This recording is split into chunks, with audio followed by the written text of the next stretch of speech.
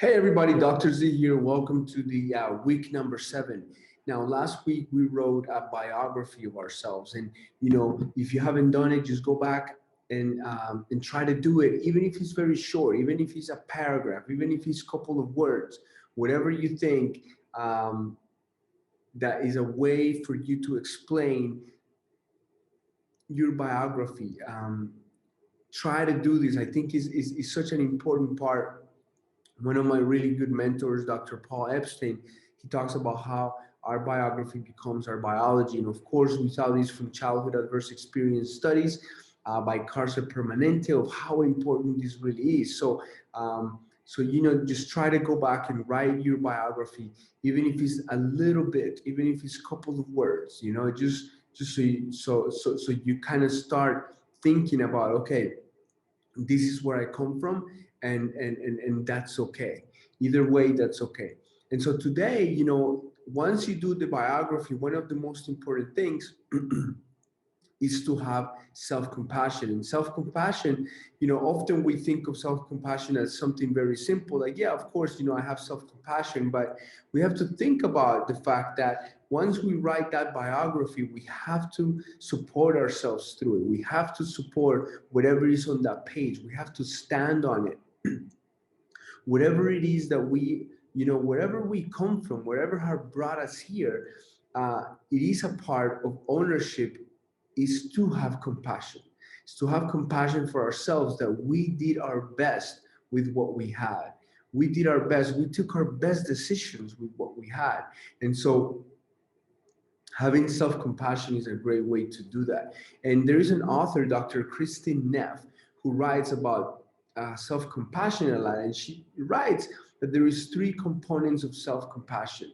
And so the first component of self-compassion is self-kindness versus self-judgment. The other one is common humanity versus isolation. And the other one is mindfulness versus over-identification. And so being mindful of it instead of just feeling and trying to just identify it and shove it away. And then common humanity versus isolation is that that life happens to all of us. And I'm gonna go into detail instead of why me, and then self-kindness and self-judgment. Depend Instead of judging ourselves for what's happened, is actually to have self-kindness for it, because we did go through very hard times, and we survived those hard times. And whatever it is that we had to do to survive, like, that's our best. That's what we could do. That's the best we could do. Because it brought us here. And so the first thing versus of self-kindness versus self-judgment is that that we treat ourselves with understanding rather than harsh judgment. And so just trying to think of everything in the past that we understand our younger selves, that I understand you, rather than harsh judgment. And that there is we have to spark a desire to alleviate one's own suffering, right? So you spark a desire to try to ease the suffering, and to have peace, and to soothe yourself, because if we don't do it, who else is going to do it, right? And if we all did that, we would have a different world. And then actively soothing and comforting oneself. Um, Dr. Nev actually talks a lot about, comforting oneself and soothing oneself, and how to do that. And at the end of today, that's going to be the activity to do. Now, the common humanity versus isolation. I think there's a story that kind of comes to my mind, and it was Mike Tyson. You've all heard about Mike Tyson, of how he's one of the greatest fighters we've ever seen, but he was also very troubled, and he had a lot of things that he worked through. I mean, it's amazing to watch him, how mature he is in many ways now. of course, there's a lot of mistakes, and he even talks about a lot of his mistakes. But one of the stories that came up to my mind, and that explained this common humanity versus isolation, is that one time his little baby was in the ICU. He was very sick, and he was going up to the elevator up to the hospital, and he was really pissed off. You imagine Mike Tyson pissed off, and he was thinking to himself that as soon as he got up there, that he would be beating down whoever was there, that he was going to, grab the doctor and get on his face, and whatever he took. So how could they not be taking the best care of his baby? That's what he was thinking. And he said when he got up there, he started realizing that there was all of these families in the pediatric ICU, and they were struggling and they were suffering. And there was a family specifically that was crying because their baby was so sick. And in the ICU, I mean, they're near death. I mean, we're close to dying once we get to the point of being in an ICU. And so he said in that moment, he realized, like, who do I think I am? Right? Who do I think I am to think that I'm the only one suffering here? And so that's such an amazing way. And the most important thing is that at that moment, we see the human experience as a part of a larger human experience. That meaning that moment, he stopped asking himself, why me? Instead of, wow, this is how life is for many people.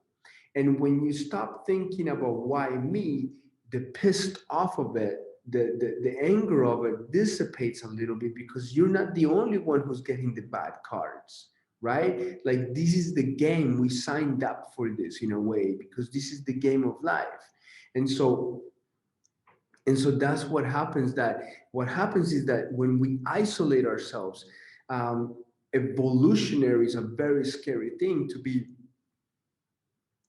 isolated from the group, because that means that we are not safe. And if we're not safe, we're scared. And if we're not scared, if we're scared, we are reactive. And if we're reactive, we're stressed, pissed off. And so very, very, very important insight to be able to realize that whatever the struggles that we're going through is common humanity, and that we are not isolated. So a lot of times, if I ask yourself, are you human? You would say, logically, you would say, yeah, I'm human. But what we can do is we can become egocentric in saying, like, why me? And like, the Mike Tyson story, that he went up there and it's like, he was only thinking about him and how he was going to go beat up the doctor. But then he realized that this was a human experience. He wasn't isolated to him. And so when that happens, there's a wall that comes down, and you realize you're actually connected, right? And so that's why this is such an important part. And then from there, then becomes the mindfulness versus the over-identification, meaning that instead of trying to identify, over-identify something, is just being mindful, and being able to be with the pain, to experience the pain. One of our great stories is that, one time my wife, her sister was having some things going on, and so we took the kids for a short little time, and one of them was a toddler. And I had dealt with toddlers before because I was a teacher, but not in this sense, in a way, not like 24/7. And so I went and read this book called There Is No Bad Kids. And in this book, he talked about how it was so important to stay with the toddler as they were going through through a tantrum, to not to leave them in the room, not to leave them isolated, to stay with them as they went through it, because it allowed them permission to feel whatever they were feeling, and actually felt supported through it. And many times they felt so connected, and our niece would just come right after she was feeling bad, and give me a hug, and just she just felt like she was heard, you know. And so this was such a big important thing for me to realize. And what happens is that we do this in adulthood also.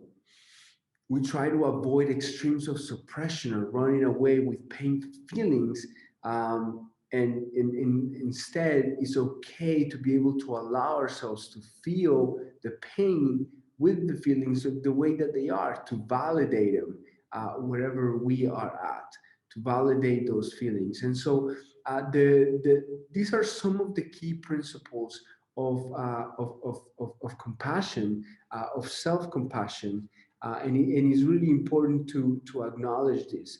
Also, I think it's really important to realize that your inner child, the part, the inner you, um, is vulnerable, was deeply sensitive and feeling. As a kid, can you imagine you were feeling everything? You were curious, you were creative, you were playful, you were craving love and recognition and validation. You desired connection and safety, and you were open minded. And it was a totality of expression, being anger or joy or sadness. It was just total in expression when we were the little child, when we were the 5 to 6 year old version of ourselves. And so it's really important to go back and remember that, and look at a picture of ourselves when we were little kids, and just remember, how innocent we were at that moment, and how we didn't have the tools that we have now. And so for this exercise today, we're gonna do a little bit of a self-compassion. It takes about 5 to 7 minutes to do, and just take that time to give yourself some self-compassion. Because it's really helpful to do that and to help us heal, because that starts the conversation in between the different parts of ourselves, and the conversation itself is the healing.